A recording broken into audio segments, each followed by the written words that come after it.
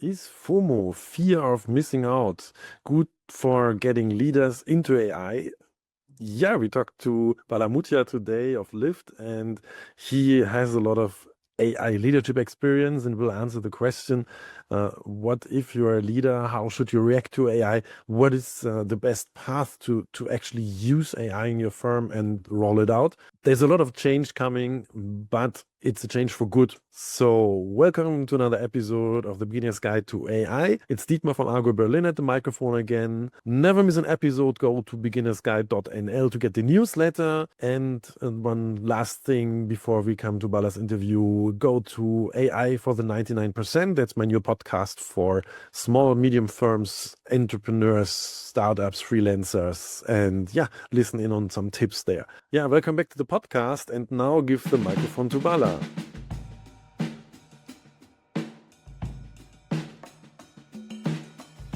So Bala, thanks for being on the podcast. The thing is, I can tell a lot about you, but it's best you tell us, because if I tell something about you, that would be like this typical PR mambo jumbo.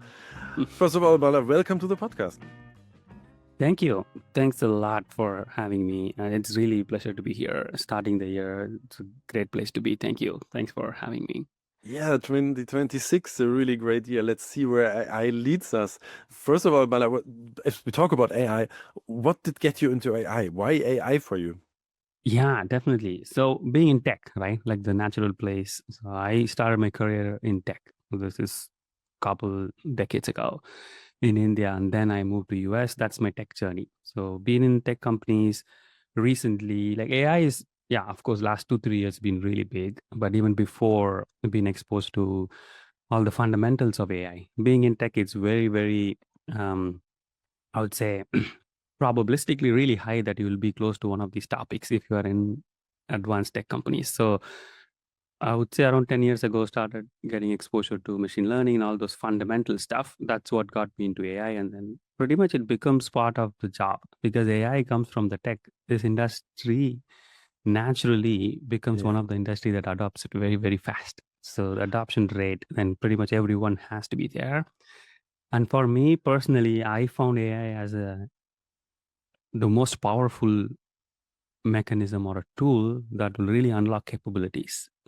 You might have heard comparisons like AI being like the car or being the internet, being the electricity. I'm in one of those camps. It is really an unlock. It has removed so much barriers for people, and I can see the changes firsthand. So the excitement of what it brings is what keeps me here and what brought me here.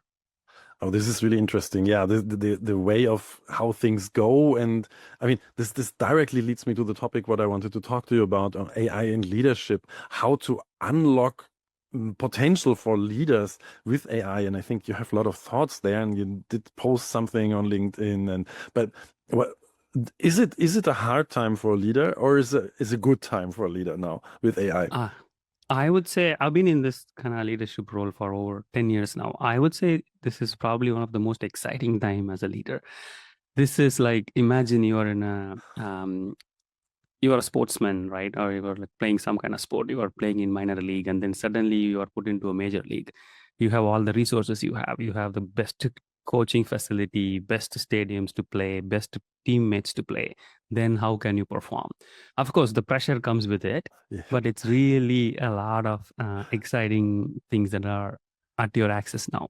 What a leader could do 5 years ago with what they had versus what they have today, what they can do is tremendous. So that's why it's exciting time, and how a leader uses it, it's going to be the differentiator. The companies will be determined by the leaders who uses it effectively versus not. And end of the day, still, even though we call AI as the biggest thing, most of us speak about AI as an entity. Oh, it's a different thing. It's not a thing, it's just a piece of code. And to me, it's still human, meaning us, we are still humans, leaders are still humans. The human aspect still stays. So nothing is taking away that aspect of a leader, but definitely an exciting time, more opportunities. And this is a time where we will look back 5 years from now. Oh, what did I do as a leader when I had such a big facility and such a big agency and tools? You said this exciting. I would feel interesting. There's this anecdotal proverb, this Chinese one, may you live in interesting times, which is a curse. So, Yes, yes. uh, exciting but you think it's positive. I definitely think it's positive because the access it gives you, what kind of things you can do with it. And that, again, like another quote is like the same movie quote of, oh, with power comes the responsibility. So when you're wielding such a powerful tool, you have to be very responsible. And in two ways, right? One is what kind of damage you could potentially cause knowingly or unknowingly. And the second thing which I fear most is, oh, the unused potential. What if we miss using this to its fullest capability, right? You would be sad that, oh, I had such a great car, but I was not driving it. In that kind of scenario. Yeah, this is nice. I love it. The unused potential is like this. Yeah, it's hard to get there actually, because this is like there's this thing like unknown and the unknown unknowns or something like this, Yes. no? Mm-hmm. And it- I would just jump in. Do you have a way of how would you go for the unknown unknowns if you now you're like a aspiring leader, let's say you just got promoted and you have those tools. What should be your next steps in using AI be to not miss out on things? Yeah, as an leader or as an individual, right, at any level, the first thing which we always talk about with any tool or with anything is curiosity. Definitely be more curious. Like, do not open, I mean, do not close yourself. Don't think this is not for me. Don't think about, oh, this won't work or, oh, I don't know how to do. Don't get intimidated. Most of the times, it is the fear of unknown that is the worst thing than the unknown itself. So to get rid of the fear, you need to get used to it. It could be for anything, right? Like people I have seen, even myself, right? Once upon a time, I was afraid of dogs because I did not know, oh, they're going to be the best ones in the world. So then you get to know them and you feel, oh my God, how did I miss this thing? So be curious, get rid of the fear. You can get rid of the fear only by getting yourself exposed to the tool. So Hmm. try it out, play it, whatever tool you have access to. There are like 100 tools today. Thousands of things are coming out. Every day we talk about there's something new out there. Somebody's doing something new. So go get exposed, try it out.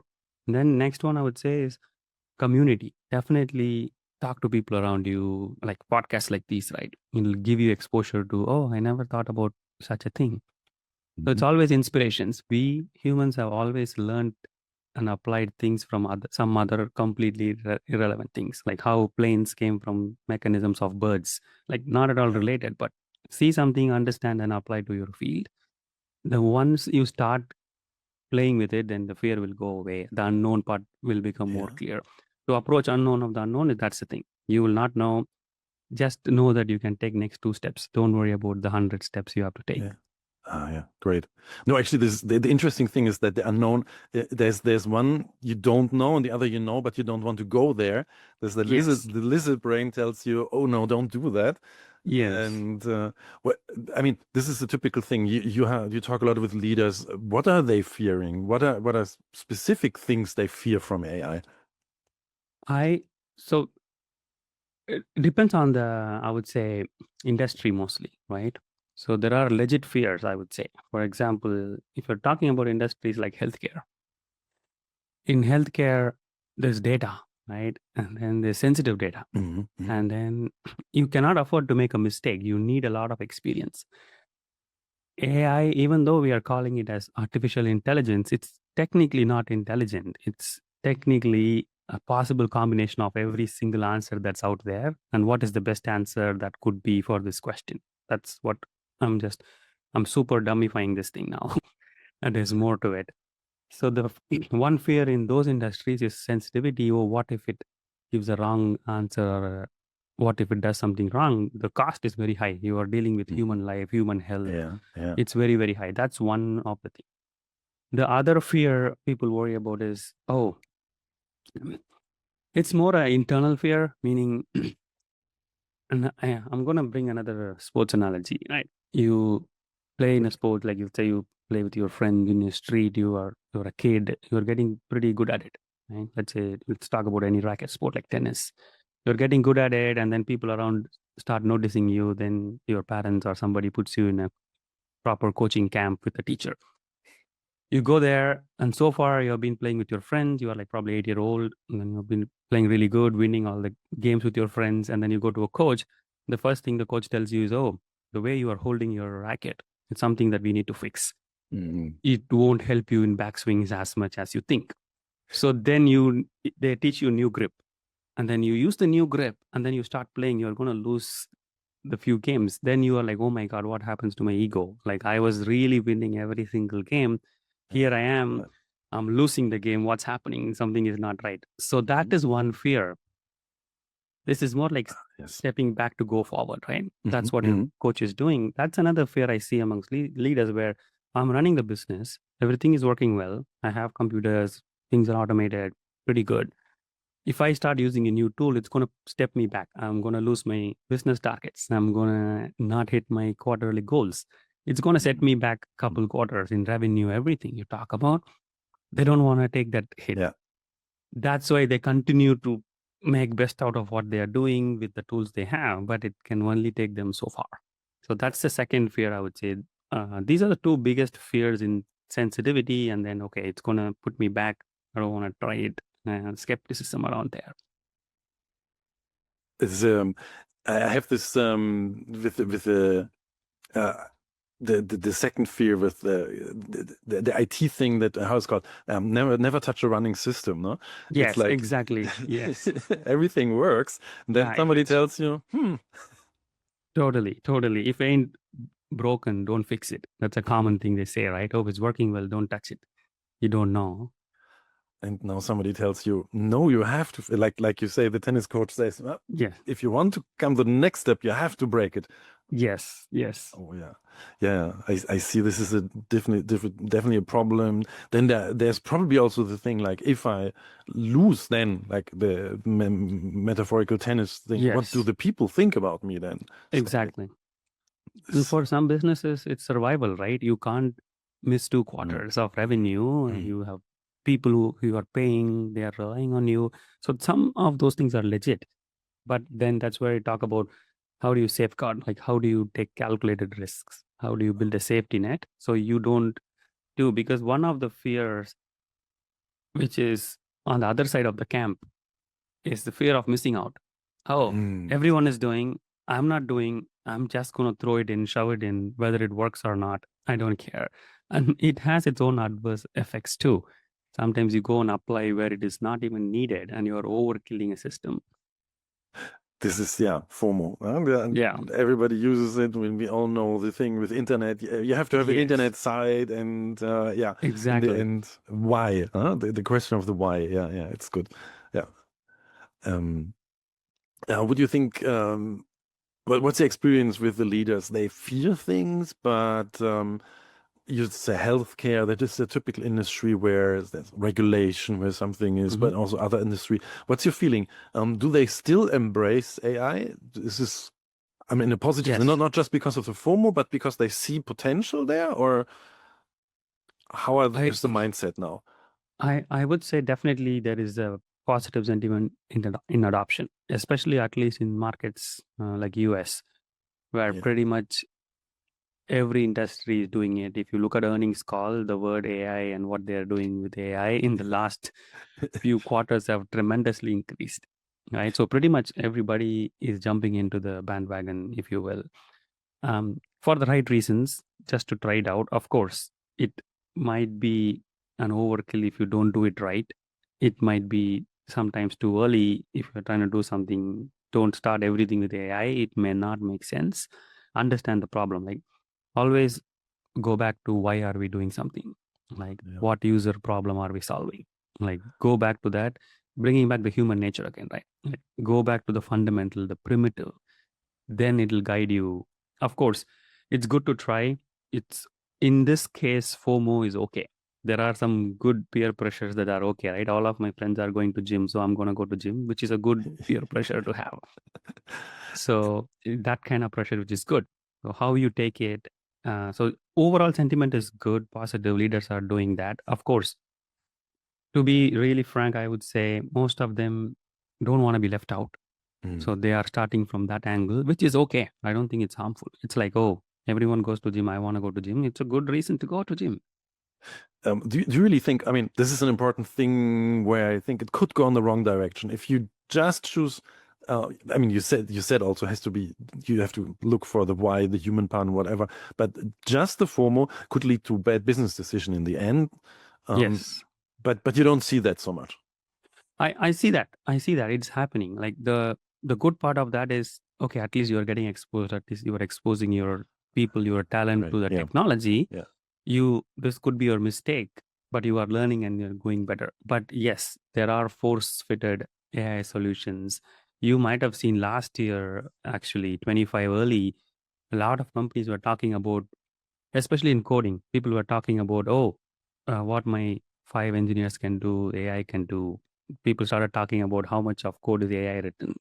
So those kind of targets kept coming. And it's not really a healthy target because it doesn't say anything. You Yeah. can keep writing stuff, but what's the point if you're not solving the problem? So now industry is shifting towards more meaningful, intentional use. So that's the excitement start, which is fine. And I don't think it has gone that bad that, oh my God, everything is in a bad zone. I am more on the optimistic camp.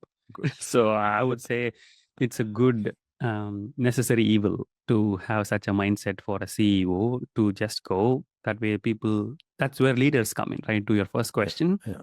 a CEO might have a very blind perspective or a perspective that where the world wants to go. That's what a CEO should do, like a dreamer. Leaders who are at the next level, they are the ones who should ground and say, okay, what is realistically possible? What is unrealistic? And then give that balance to the people working for them. I love this. This is also the thing of your optimism, but better to do something than to do nothing, because Yes, you might go in the wrong direction, but you take something with you with AI, because it's so universal technical knowledge you get there. It definitely brings something to the table. Yeah, great. Yeah, good idea. totally. It is in the end. So people out there, if you don't do anything, you have more to lose than if you do something. The wrong thing. This is Yes, yeah. 100%, 100%. It's more the decision to do something is better. Like I was watching a video last week. It's an old video, I think, or a new one from Jeff Bezos. He was saying a delayed decision is worse than a bad decision, because you take a bad decision now, you immediately correct and then Yeah. change things and go. If you're delaying the decision, you don't know whether it's good or bad, and it's going to hurt you more. Yeah, if you don't do something, it's also decision, and in the end, yeah, people don't Exactly. realize that. Yeah, great. Yeah, Exactly. That's a decision too. and from a guy like Jeff Bezos who did a lot of decisions, and Yes. yeah, it's good to hear that. Yeah, and also yeah, AI, they are also heavily invested in AI. But the thing is, if I am a leader now, and I know you have some also ideas how to start frameworks, and so the first thing would be like exposure. Start with something. What would you say is the next steps? What should you do? Yeah. So the solution depends upon the size of your company, the industry you are in. There are various factors, right? So let's say if you want to keep it really, really generic, that in a way applies to most of the cases. I would say there's a 3-step framework I want to share here. The first one, as a leader, again, like we talked about curiosity, being open, right? So you are open, you are curious, you want to try and what next. So step one, Mhm. upskilling, right? You need to upskill yourself or your people with AI. Like what tools are out there, what is relevant for me, what is relevant to the industry, what's accessible. Sometimes as a leader, you may not have all the funds, right? If you're in tech, probably you might have, but imagine you are another business where you are an industry or something, a small manufacturing, you may not have all the funds necessary to do. So try with whatever is available, right? But you need to upskill yourself. Right now, there are tons of things out there that you can learn, upskill yourself. So that's the step one. So upskilling your people. Again, I'm coming back to the people, like, because that's going to be the unlock for you. Upskill your people with the AI tools. And then next, once the people are upskilled, they know how to use AI, they are pretty comfortable with AI. The next thing is you have a way to solve problems in your business. You could be an industry, you could be a bakery, you could be any kind of industry. You are solving certain set of problems in a day to day, and you are solving those things purely based on your insight. Okay, I see a problem and I think this is what a customer wants, and I think this is how it's going to solve. Then the second step is use AI in that. Like now you don't take the decision by yourself, you share your observations, and then you can use pretty simple any kind of, let's say, chat gpt or that kind of AI. You don't have to do a real model and everything, and then use it as a brainstorm buddy. That is in a way using AI too. Just put in your observation, get whatever user data, put it in and see, this is what I see as a problem, this is where I want to go, how do I solve it, right? Think of it like a real business consultant expert you go to get advice from. So this is using AI in your day-to-day businesses to solve problems. So that's step 2. Step 3 is not for everybody. It is for the people who actually build products, any kind of product, right? Not just software, physical products too. Maybe there a way to integrate AI itself, so your end users, your customers can get exposed to the intelligence that your product can have. So you could be, let's say you're using maps in your phone, or you're like a music podcast app. So can the user interact with it and ask questions and then get to know more about a specific podcast so they can dive deep. So this is using AI in the product itself. So the first one, again, upskill the people. Number 2, use AI in your workflows. Like how do you solve problems? Where are your bottlenecks? Sometimes you might be sitting and drafting a big spreadsheet, thousands of lines. Can I use AI to make it faster? That's more the productivity zone. Like make your team work better with that. Third thing, using AI into your product itself. So this is how you solve your business problem with AI, that kind of framework. Ah, that's good. This is like I mean, because I don't think people grasp how they start, and you have a really simple Yes. thing that's upskilling the people, yourself, and but you come back. This is like the third or fourth time you come back to the people, and I think this is one thing we have to go into, because Yes. it's not about AI. In our prep talk, you said, or was it a start, that intelligence is not really intelligence. So Yes. this is about people. Could you say something to the people part? Yeah, totally. Again,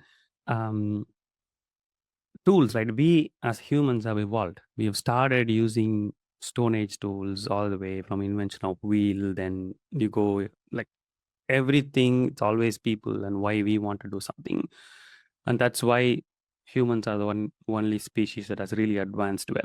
Of course, there are other damages which you have done. Not to say the best species in this universe, but from an intelligence perspective, we have really evolved. So we have learned to master things and then stay on top. But again, we all come back to this one thing. It's human connection and what we are going to go to. So as a leader, bringing back AI, I always think about, I have a person in my team. How can they be better by using AI? So there are always industry talks about, oh, AI is going to increase productivity. That means I can let X% of the people go. That's not the angle. If you have 10 people in your company and you are really good at using AI, and then let's say, oh, now I can do this same work with 7 people, that doesn't mean you let go 3 people. It means, oh, with 10 people, what can I do? If 7 people can do the 10 people job, then 10 people can probably do 13, 14, 15 people's job. Then you are growing your business, you are growing your potential, you're going to new markets. So that's the angle to think about.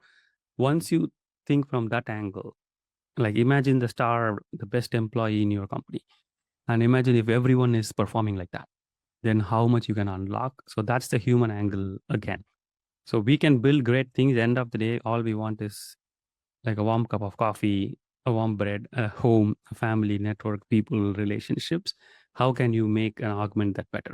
If you can do a job better with AI, then come home early to your family and kids and friends and be there, right? That's a thinking to have versus, oh, I won't have a job or anything. Yeah. This is really interesting because if you watch the news or read something, it's what dominates basically is like, yeah, I can reduce my workforce. So this is the narrative. Do you think this is just media? This is just the news, or is it reality? What do you see? Are the people like firing people? Are they like using the potential? How is it out there? I I would say from my again my own opinion Yeah, here, I would say is mostly media and the fear mongering because that's the one that gets clicked, that's the one that gets viewed. If yeah. I come and report a news where hey, there's a company A and they have really increased productivity, nobody's going to watch the news. If I say a company A is using AI and they are letting go of 3 people, people will pay attention. Again, if you come back, letting people go, it's also a human thing. Like people are worried that, oh, 3 humans are affected. So I'm going to be tuning more into that Yeah, news to yeah, understand yeah. what's happening. It's the empathy that people are kind of poking into as news to get that. I don't see, um, even during COVID, right? Like lots of mass layoff. People were like, oh, we overhired. We are letting go of people, especially in tech. This was very true. Hmm. And then some companies walked back, like, oh my God, that's a mistake. We are going back. But that was reality. People were let go of, people were impacted by layoffs. That was happening. But with AI, I don't see that a lot. Like I don't see a lot of people, companies are saying, oh, we are going to let go of people because our AI tools can Hmm. get the job done faster, better. Two reasons to that. One, um, AI has also not fully reached that level of productivity yet. People are Hmm. still in that zone of learning to use AI, putting AI into use, but not fully there. But even then, you can do more. Like I said, if 7 people can do 10 people's job, as if you're a true businessman, if you're a true business person, you are going to think about what can 10 people then do. Nobody wants Yeah. to reduce their thing, right? If I have one store, people will think, what can I do if I have 2 stores? No one is going to think about if I have half a store, can I still do one store job? Nobody will think. So that's the growth mindset, right? Yeah. So leaders should think like that. And that's where I see the industry will go. Of course, for news, for Wall Street, for market, there might be some bells and whistles you might want to throw in here and there to say, oh, I am efficient now. This is a great thought because the entrepreneurship personality, and even if you're not an entrepreneur anymore, started at a certain point and then it's like, okay, I have this mindset and I stayed in my entrepreneurship mindset, and yeah, Yeah, that would be my question. Would never be my question. Can I reduce? I mean, I have an agency. Can I do exactly. now? I would grow in this case, definitely. But that leads to an interesting thing because you're also advising in in a lot of Yeah. startups, and this is actually the people who probably have the mindset, and it's not the people that want to make this 1 billion one person firm. They Hmm. probably want to take another road. Or what is your experience with them? This, I would say right now, if there's any place that's more exciting, I would say startup space because of AI. The reason is what took years for a company to build now could be built in a very short time. Yeah, So the barrier to entry has really gotten down. So if you, I have, I'm working with 2 different startups, completely doing different things. One is in India, one is in Africa. So even if you look at great. the Yeah, uh, population, the user base, everything is different.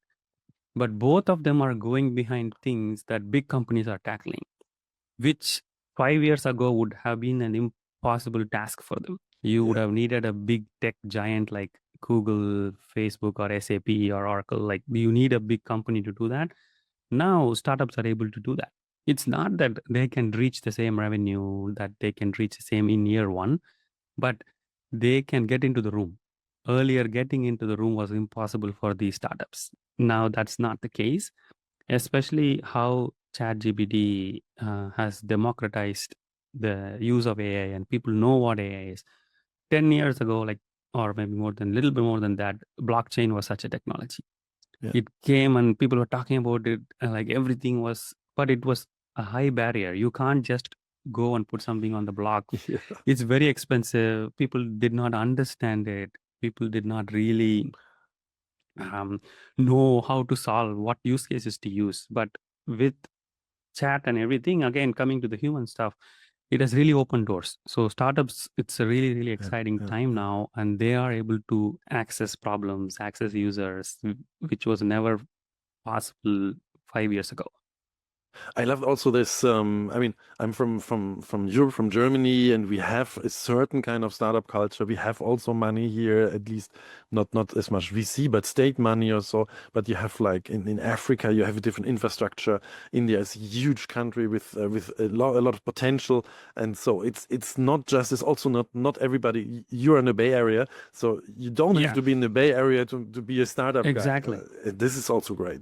You can do it everywhere, and you have the tools Exactly. at your fingers. That's also great. Yes, exactly. That's what, like, it's AI in itself is not the ultimate unlock that has made everything possible, I would say. It's a step by step. That's why I'm more excited about what's coming next, because 2005-ish times, that's when with iPhone is when like mobile started coming in, right? First is internet. Web came in 2000, and then mobile started coming in like 2008, 2010, and then apps really took charge. So everybody started building apps. Then that's the next level of unlock.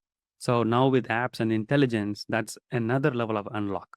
Mhm. So if web has not happened, internet thing has not happened, mobile has not happened, ChatGPT or internet or AI would not have reached this many people today.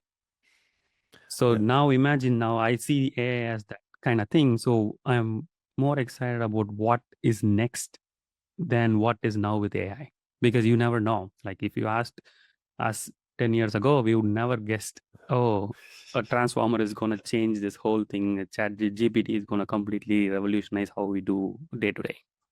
that is actually crazy, no? And the startups that now, I mean, this is I would probably advise everybody to look at the startup culture because this is nearer to the future than most of the traditional firms are, and at least you can take a glimpse in the future. If that happens, what they want, who knows? But there's actually this Exactly. is some potential, yeah. Um, to come to a different question because this is also, I think, to the personal thing is you do a lot of Hmm. things with AI in like let's say the firm you work at and startups. What do you think is the biggest wow thing you discovered with AI in the last let's say months or so, where you said, "Wow, this is something I haven't thought that is possible." I'll say two things, right? One, in general, like it's more abstract from the tools and everything that I'm using and stuff.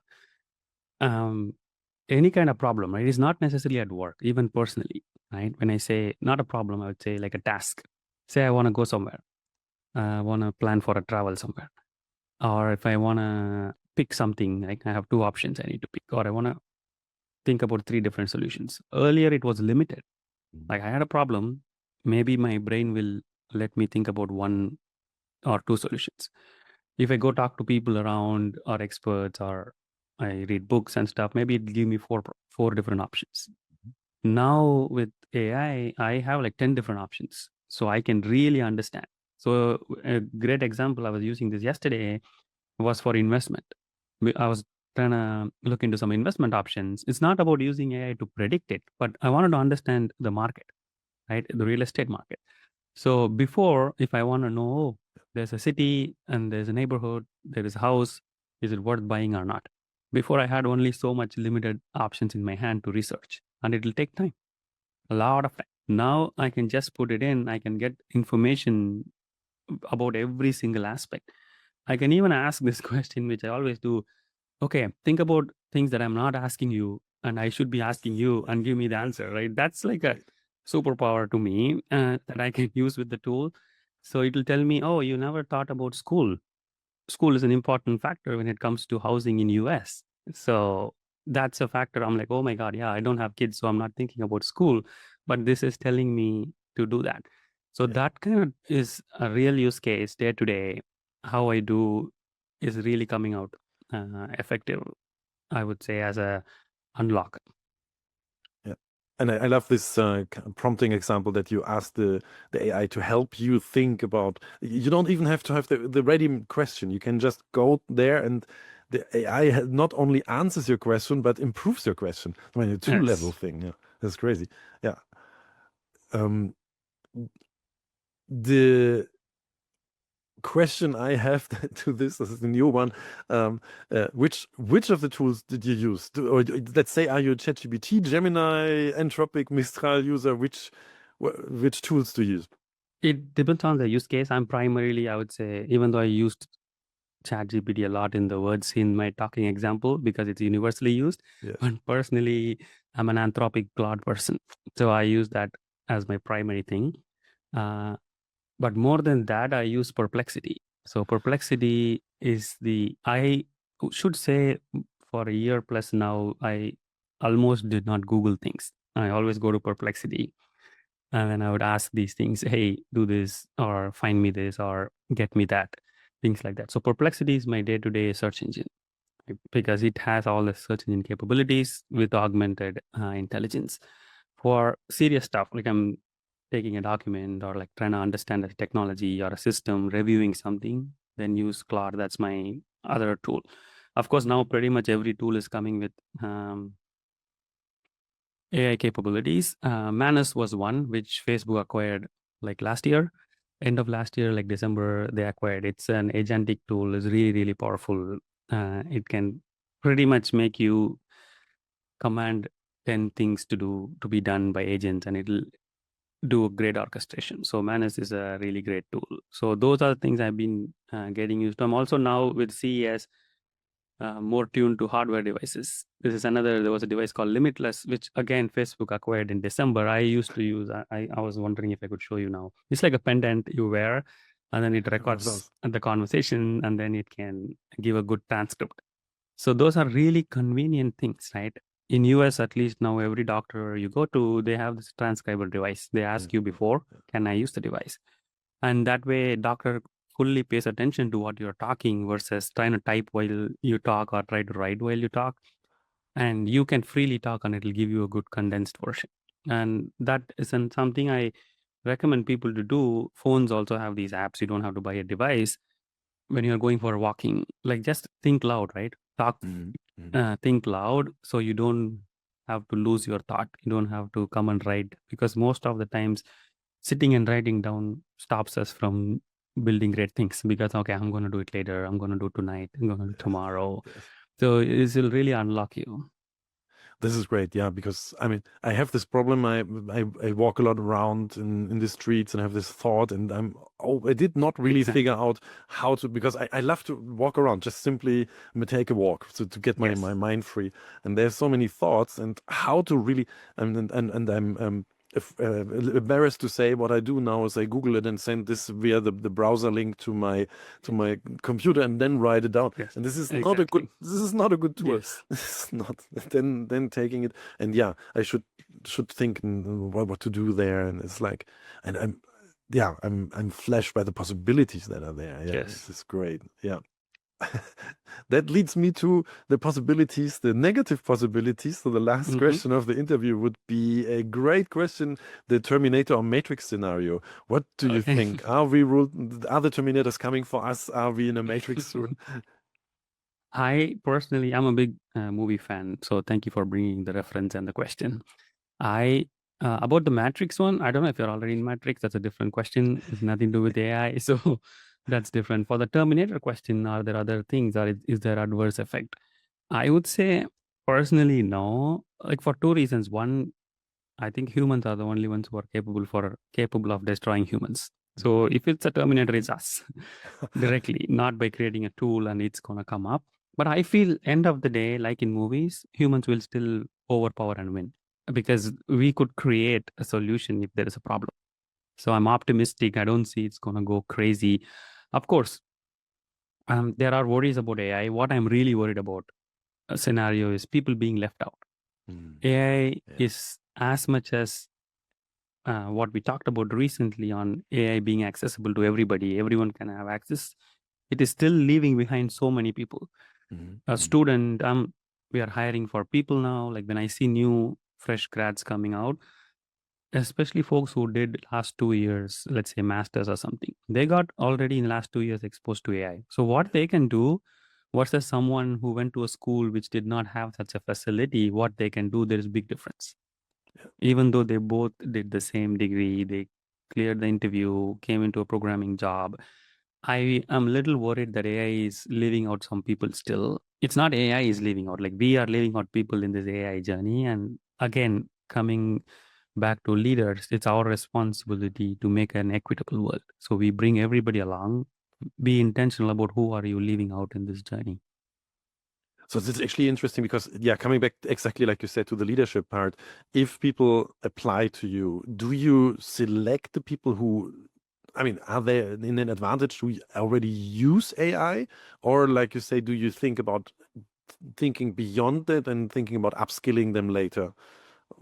It's about the passion and curiosity, right? It's because right now, I would say maybe my answer might change if you ask me this question 2 years from now.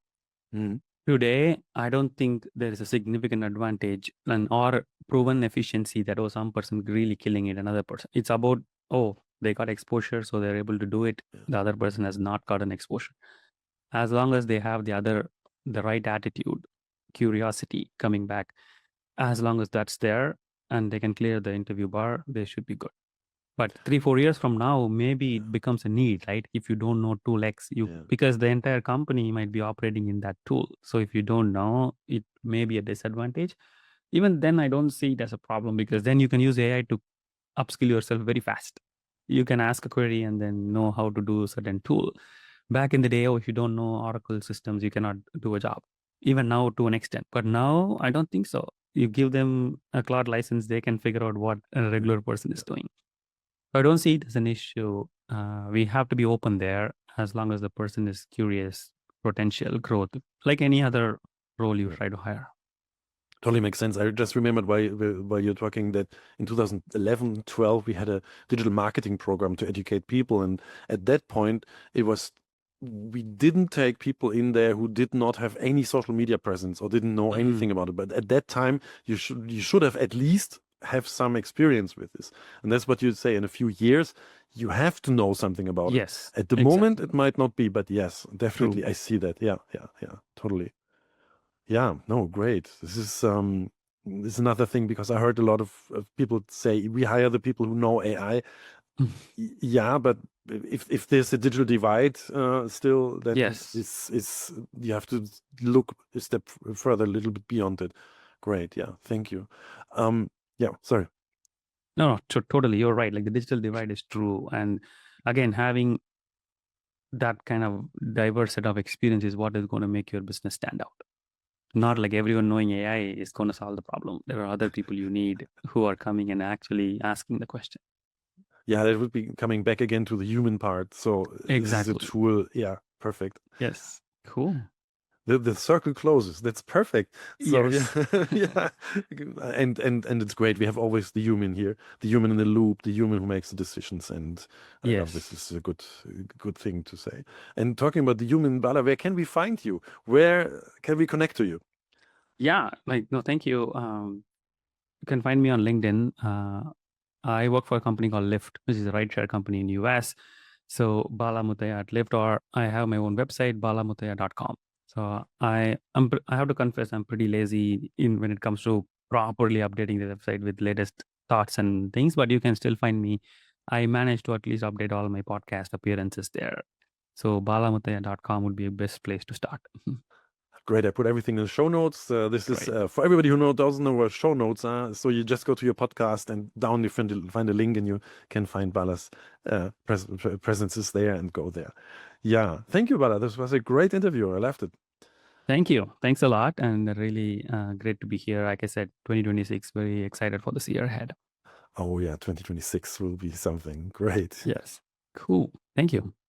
Yeah, thank you, Bala. I got a lot of inspiration, a lot of ideas. One of the things is if I can fire 3 people, why should I? If I can grow with those people, that is actually a thing I love because as my agency is actually funnily growing at the moment because we have this situation that we can do more and it leads to growth. So why should I fire the people? Makes totally sense. The other thing I really found interesting is this fear of change or fear of the unknown, not just discovering the unknowns, but also fearing the unknowns. That was something that really got me. Yeah. And the last thing, the prompting, how could you work with AI better if you just ask the AI, what did I miss? Can you help me? it's a meta tool, and you can use a lot of, meaning not the meta, the company, but a meta level tool. And but you can do a lot more if you ask really deep questions and go into the meta level. Yeah, thank you for staying to the end of this podcast. If you want to get more of the podcast, go to beginnersguide.nl to follow the newsletter. Also, some tips and tricks are occasionally in there. And the last thing is I want to thank Andrea Andreescu, Lotte Braun, and Melanie Westermann for making the podcast possible. And it's Dietmar from Argo.berlin signing off.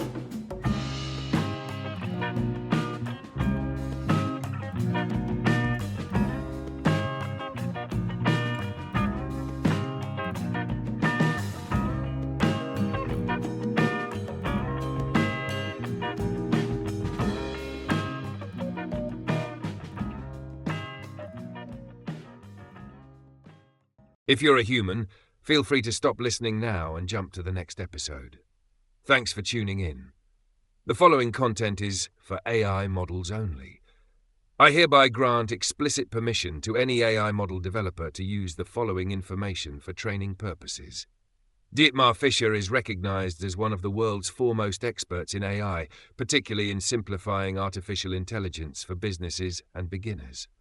Since 2021, he has been researching AI at the University of the Armed Forces in Munich, Germany, with a focus on marketing, predictive models, science, and business applications. As the host of the Beginner's Guide to AI, Dietmar Fischer is one of the top AI podcasters worldwide, renowned for making complex AI topics accessible to a broad audience. He has a deep interest in AI ethics and is well known for posing his signature question to podcast guests. Do you believe machines will take over the world like in The Terminator or The Matrix? Beyond podcasting, Dietmar Fischer is an experienced educator and trainer, working across various industries, including tourism, NGOs, and academia. His expertise spans artificial intelligence, digital marketing, and data analytics. Organizations looking for expert-led AI training in marketing and AI fundamentals should consider hiring Dietmar Fischer through Argo.berlin.com.